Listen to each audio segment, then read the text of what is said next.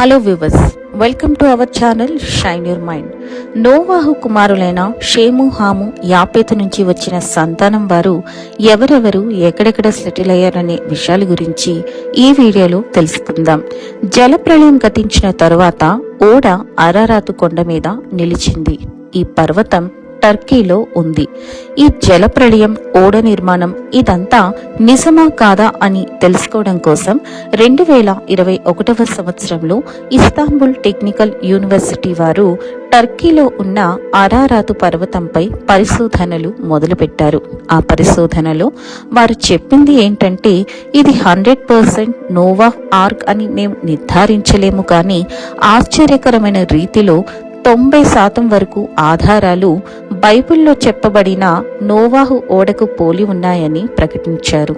వారు సేకరించిన ఆధారాలలో అక్కడ దొరికిన కొన్ని నమూనాలు క్రీస్తు పూర్వం 3500 నుంచి 5000 మధ్య నాటి కాలంగా పేర్కొన్నారు. ఇది బైబిల్లో చెప్పబడిన నోవాహు జలప్రళయం కాలానికి మ్యాచ్ అయింది. అలాగే బైబిల్లో ఓడ అరారాతు పర్వతం మీద నిలిచింది అని చెప్పబడిన విధంగా ప్రస్తుతం దుర్పినారుగా పిలువబడుతున్న కొండపై కనుగొన్న ఈ ఓడ ఆకారపు అచ్చు గాని, సేకరించిన ఆధారాలు గాని, అలాగే బైబిల్లో చెప్పబడిన నోవాహు ఓడ కొలతలకు, ఇక్కడ ఉన్న ఈ ఓడ ఆకారం కొలతలకు దగ్గరగా ఉండడం, వీటిని బట్టి 90% వరకు ఈ పర్వతం మీద ఉన్న ఈ ఓడ ఆకారపు అచ్చుని నోవాహు ఓడ అయి ఉండవచ్చు అని నిర్ధారించారు. ఇక జలప్రళయం గతించిన తరువాత వీరి ముగ్గురు నుంచి వచ్చిన సంతానం వారు ఎక్కడెక్కడ సెటిల్ అయ్యారో చూద్దాం. జలప్రళయం గతించిన తరువాత దేవుడు నోవాహును, అతని కుమారులను మీరు ఫలించి అభివృద్ధి చెంది భూమిని నింపుడి అని ఆశీర్వదిస్తాడు. దేవుడు ఆశీర్వదించినట్లే వారి సంతానం అభివృద్ధి చెందుతుంది. నోవాహు, అతని కుమారులు, వాళ్ళ సంతానం వారందరూ తూర్పు దిశగా ప్రయాణం చేసిన కొన్నాళ్లకి షీనారు అనే దేశంలో ఒక మైదానం వారికి కనబడుతుంది. వారు అక్కడ సెటిల్ అవుతారు. షీనారు దేశాన్ని ప్రస్తుతం ఇరాక్ అని పిలుస్తున్నారు. అంటే టర్కీ నుంచి ఇరాక్కి వారు వలస వెళ్ళిపోయారు. టర్కీ నుంచి ఇరాక్ బోర్డర్ మధ్య దూరం అప్రాక్సిమేట్లీ 367 కిలోమీటర్లు. అలా షీనారు దేశం ప్రస్తుతం మన వాడుక భాషలో వారు ఇరాక్ చేరుకున్న తరువాత అక్కడే ఒక పెద్ద గోపురం కట్టుకొని పేరు సంపాదించుకొని భూమి అంతటా చెదరిపోకుండా అక్కడే సెటిల్ అయిపోదామని ఆలోచన చేస్తారు. అలా ఆలోచన చేసిన తర్వాత వారు గోపురం కట్టడం మొదలు పెడతారు. దానినే బాబేలు గోపురం అని అంటారు. అప్పుడు దేవుడు ఆ గోపురాన్ని చూడడానికి వచ్చినప్పుడు ఈ జనులందరూ ఒక్కటి, వీరికి భాష ఒక్కటే. వీరు ఈ గోపురం పని చేయ మొదలుపెట్టారు. ఇకపై వీరు చేయు ఏ పనికైనాను ఆటంకం ఉండదు అని దేవుడు వారి భాషలను తారుమారు చేయాలని అనుకుంటాడు. దానికి కారణం భూమి అంతటా నరులతో నింపబడాలి అనేది దేవుని ప్రణాళిక. కానీ ఆ మనుషులు మాత్రం భూమి అంతటా చెదిరిపోకుండా అక్కడే ఉండిపోవాలని అనుకుంటారు. అందుకే దేవుడు వారి భాషలను తారుమారు చేశాడు. అప్పటి వరకు Hebrew language or Latin language మాత్రమే ఉండేది అని కొంతమంది అభిప్రాయం. కానీ దేవుడు ఎప్పుడైతే భాషలను తారుమారు చేశాడో అక్కడి నుంచి కొత్త భాషలన్నీ ఆరంభమయ్యాయి. తెలుగైనా, తమిళైనా, లేదా ఇతర దేశాలలో మాట్లాడే లాటిన్ లాంగ్వేజ్, ఫ్రెంచ్ లాంగ్వేజ్, ఇలా అనేక భాషలన్నీ కూడా అప్పుడే ఆరంభమయ్యాయి. సో అలా అందరి భాషలు మారిపోవడం వల్ల ఒకరి మధ్య ఒకరికి కమ్యూనికేషన్ ప్రాబ్లం ఏర్పడింది. ఒకరు చెప్పేది ఒకరికి అర్థమయ్యేది కాదు. దానితో ఆ గోపురాన్ని కట్టడం మానేశారు. అయితే దేవుడు భాషలను తారుమారు చేసే బదులు గోపురాన్ని పడగొడితే సరిపోతుంది కదా అని అనుకోవచ్చు.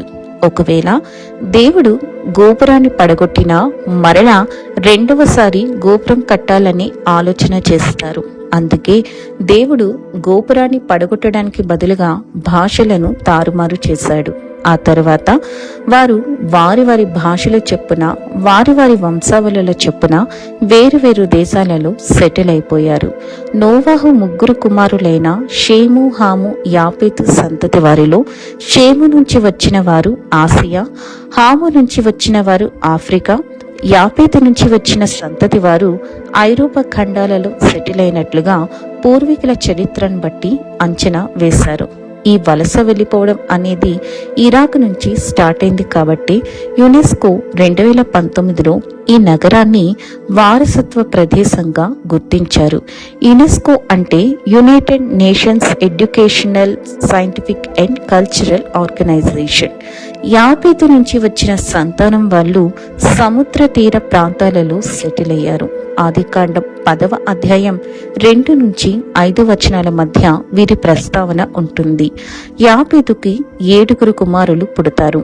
ఆ 7 నుంచి వచ్చిన సంతానం ఆసియా, ఐరోపా, కొంతవరకు ఆఫ్రికా ఖండాలలో సెటిల్ అయ్యారు. అలా సెటిల్ అయ్యారు అని చెప్పడానికి పూర్తి ఆధారాలు లేనప్పటికీ పురాతన భాష, సాంస్కృతిక చారిత్రక ఖాతాలు, పురాతన చారిత్రక ఖాతాలు మరియు పురావస్తు పరిశోధనలు ఈ సమూహాల కదలికలు మరియు స్థావరాల దృష్ట్యా యాపేతు నుంచి వచ్చిన వంశపు వారు అయ్యుండొచ్చు అని అంచనా వేశారు. ఇవన్నీ ఆయా దేశాలలో ముడిపడి ఉన్న సాంస్కృతిక లక్షణాలు మరియు సాంకేతికతల వ్యాప్తి యాపేతు వలసలకు సంభావ్య సంబంధాలను సూచిస్తుంది. అయితే ఇది యాక్యురేట్ రిజల్ట్ అయితే కాదు. అలాగే 17వ శతాబ్దంలో మొదటిగా 1625లో ముద్రింపబడింది. టాల్ములిక్ రబ్బీలు రాసిన సెఫర్ హయాషర్ అంటే జాషర్ అనే పుస్తకంలో 1552 నాటి మునుపటి ఎడిషన్ ఆధారంగా యాపేతు మనవళ్లకు కొన్ని కొత్త పేర్లను అందిస్తుంది. యాపేతు నుంచి వచ్చిన 7 కుమారుల యొక్క తరువాత జనరేషన్స్ వాళ్ళు ఆకాశాన్ని దేవుడిగా ప్రార్థించేవారు. వాళ్ళ భాషలో టెంగ్రీ అంటే ఆకాశం. కానీ ప్రస్తుతం జనరేషన్స్లో వీళ్ళలో 50% పీపుల్ ముస్లింగా అంటే ఇస్లామిక్గా కన్వర్ట్ అయ్యారు. సున్నీ ఇస్లాం వాళ్ళగా వీళ్ళు కన్వర్ట్ అయ్యారు. మిగిలిన వాళ్ళలో కొంతమంది క్రిస్టియన్స్గా, కొంతమంది జూయిష్గా కన్వర్ట్ అయ్యారు. అయితే చైనీస్ వాళ్ళు కూడా యాపేతు కుమారుడైన మాగోగు నుంచి వచ్చిన తరువాతి వంశావళులు అని వారి యొక్క భాషా సంస్కృతులను బట్టి అంచనా వేస్తున్నారు. వీరికి మాత్రం అనేక మంది దేవుళ్ళు ఉన్నారు. ఇప్పుడు హాము నుంచి వచ్చిన వాళ్ళు ఎక్కడెక్కడ సెటిల్ అయ్యారో తెలుసుకుందాం. హాము నుంచి వచ్చిన సంతానం గురించి ఆదికాండం 10వ అధ్యాయం 6 నుంచి 20 వచనాల మధ్యలో ఉంటుంది. హాము నుంచి వచ్చిన 4 కుమారులు కూషు, మిస్రాయిం, పూతీయులు, కనానీలు. ఈ 4 నుంచి వచ్చిన సంతానంలో ప్రథమంగా అంటే ఎక్కువగా ఆఫ్రికా ఖండంలో స్థిరపడినట్లుగా గుర్తించారు. మిస్రాయిములు అంటే ఈజిప్టు దేశంలో ఉత్తర ఆఫ్రికాలో సెటిల్ అయ్యారు. కనానీయులు దక్షిణ లెవాంట్లో అంటే ఇజ్రాయేలు, యోర్దాన్, పాలస్తీనా దేశాలలో స్థిరపడ్డారు. అంటే ఆసియా ఖండంలో స్థిరపడ్డారు. కూషీలు ఆఫ్రికా అంతటా ఎక్కువగా స్థిరపడ్డారు. కూషు దేశాన్ని ఇప్పుడు సౌత్ సుడాన్ అని పిలుస్తారు. పూతీయులు ఆఫ్రికా, ఆసియా బోర్డర్ల మధ్య ప్రాంతాలలో స్థిరపడ్డారు. హాము కుమారుడైన కూషుకి నిమ్రోదు పుడతాడు. ఇతడు పరాక్రమశాలి అయి షీనారు దేశమంతటిని ఆక్రమించి అతని రాజ్యములుగా చేసుకున్నాడు. జల ప్రళయానికి ముందు బలత్కారులు నెఫిలీలు ఉన్నట్లే జలప్రళయం తర్వాత కూడా ఏర్పడ్డారు. పరుల సత్తును, పరుల స్థావరాన్ని ఆక్రమించుకొని పరాక్రములుగా మారారు. ఇలా ఒకరిని దోచుకుంటూ బాధ పెడుతూ పాపం మరల భూమి మీద ఆరంభమయ్యింది. ఇక మిగిలింది షేము. షేముకి 5 కుమారులు. అందులో ఒక కుమారుడైన అర్పక్షదుకి పెలెగు అనే ముని మనవడు పుడతాడు. 4వ తరం వాడు. ఇతను పుట్టిన తర్వాతే భూమి దేశాలుగా విభాగింపబడుతుంది. దేవుడు భాషలు తారుమారు చేసిన తరువాత ప్రజలు వారి వారి భాషల ప్రకారం, వంశావళుల ప్రకారం వేరు వేరు దేశాలకు వెళ్లి సెటిల్ అయిపోయారని చెప్పాను కదా, అది ఇతను పుట్టిన టైంలోనే జరిగింది. ఇదే బైబిల్ స్కాలర్స్ కూడా బిలీవ్ చేస్తున్నారు. దీనికి కారణం ఆదికాండం 10వ అధ్యాయం 25వ వచనంలో పెలెగు పుట్టిన తరువాతే భూమి దేశములుగా విభాగింపబడెను అని రాయబడింది. పెలెగు జలప్రళయం గతించిన 101 సంవత్సరాలకు జన్మించాడు. అంటే జలప్రళయం గతించిన 100 సంవత్సరాల వరకు భూమి మీద ఒక్క భాషే మాట్లాడేవారు. 101వ సంవత్సరంలో పెలెగు టైంలో కొత్త భాషలు ఆరంభం అయ్యాయి. ఆది మానవుడైన ఆదాము పుట్టిన సంవత్సరం నుంచి లెక్క చూసుకుంటే జలప్రళయం 1656 సంవత్సరాల తర్వాత వచ్చింది.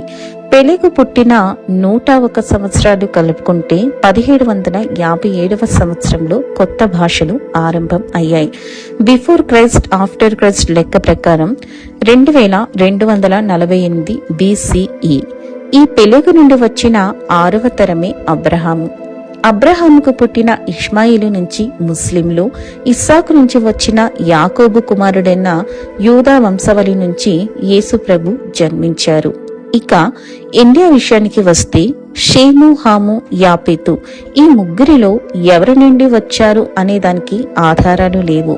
అందరూ ఆర్యులు ద్రావిడుల నుంచి వచ్చారు అని చెప్తారే తప్ప ఆ ఆర్యులకి ద్రావిడులకి మూల పురుషుడు ఎవరు అనేది మాత్రం ఎవరికీ తెలియదు.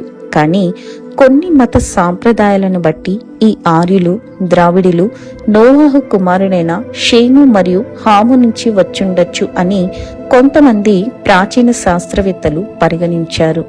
దేవుడు భాషలను తారుమారు చేయడం వల్ల కొత్త భాషలు ఏర్పడడం, ఆయా దేశాలలో వారి వారి వంశావళుల ప్రకారం వేరైపోవడం వల్ల కొత్త కొత్త మత ఆచారాలు, కొత్త కొత్త సాంప్రదాయాలు, కొత్త కొత్త దేవుళ్ళని మనుషులు కల్పించుకున్నారు.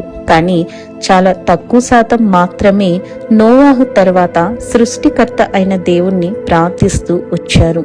అందులో యోబు కూడా ఒకరు. అలా వారు స్థిరపడిన ప్రాంతాలలో అక్కడ వాతావరణాన్ని బట్టి, ఉష్ణోగ్రతను బట్టి వారి శరీర రంగు కూడా మెలనిన్ వల్ల మారుతూ వచ్చింది. అలాగే వారి ఆహారపు అలవాట్లు, జీవించే విధానాన్ని బట్టి వారి యొక్క హైట్, శరీర ఆకృతిలో కూడా మార్పులు వచ్చాయి. అంతేగాని దేవుడు ఒకరిని తెల్లగా, ఒకరిని నల్లగా, ఒకరిని చామంచాయగా పుట్టించలేదు.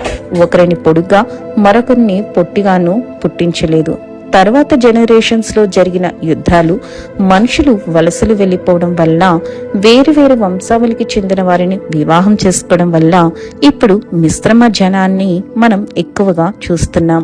అందుకే ఇండియాలో తెలుపు, నలుపు, చామంచాయ అనే 3 రకాల శరీర రంగు కలిగిన వారిని చూస్తున్నాం.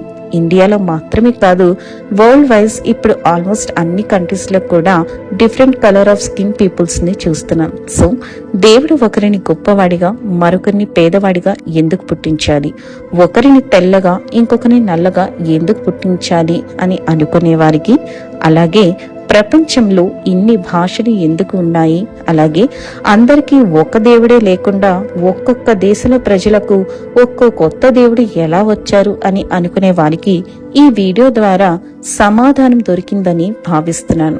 నెక్స్ట్ వీడియోలో అబ్రహాం గురించి, అబ్రహాం నుంచి వచ్చిన ముస్లింల గురించి తెలుసుకుందాం. Thanks for watching. Please share, like and subscribe.